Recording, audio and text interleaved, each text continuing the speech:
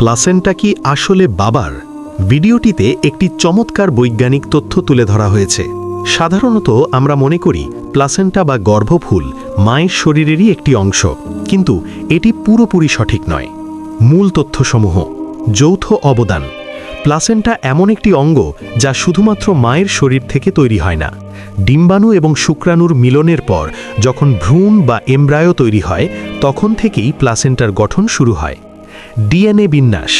যেহেতু এটি ভ্রূণ থেকে তৈরি হয়, তাই প্লাসেন্টার ডিএনএর 50% আসে মায়ের থেকে এবং বাকি 50% আসে বাবার থেকে। জীবন্ত সেতুবন্ধন। এটি গর্ভাবস্থায় মায়ের জরায়ুর ভেতরে বেড়ে ওঠে এবং মা ও শিশুর মধ্যে একটি জীবন্ত সেতু হিসেবে কাজ করে। এর মাধ্যমে শিশু অক্সিজেন ও পুষ্টি পায় এবং শিশুর শরীর থেকে বর্জ্য পদার্থ অপসারিত হয়।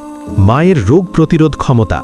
যেহেতু প্লাসেন্টার জেনেটিক উপাদান মায়ের শরীরের চেয়ে আলাদা বাবার ডিএনএ থাকার কারণে, তাই মায়ের শরীরকে এই অঙ্গটিকে গ্রহণ করার জন্য নিজের রোগ প্রতিরোধ ক্ষমতার সাথে কিছুটা মানিয়ে নিতে হয়। শারীরিক প্রভাব। এই মানিয়ে নেওয়ার প্রক্রিয়ার কারণেই অনেক গর্ভবতী নারী গর্ভাবস্থার শুরুর দিকে ক্লান্তি, বমি বমি ভাব বা বিভিন্ন শারীরিক পরিবর্তনের সম্মুখীন হন। প্লাসেন্টা হল মা ও বাবার একটি যৌথ সৃষ্টি, যা শিশুকে গর্ভে সুরক্ষিত রাখতে এবং বড় করতে সাহায্য করে। এই তথ্যটি অনেকের কাছেই অজানা এবং বেশ বিস্ময়কর।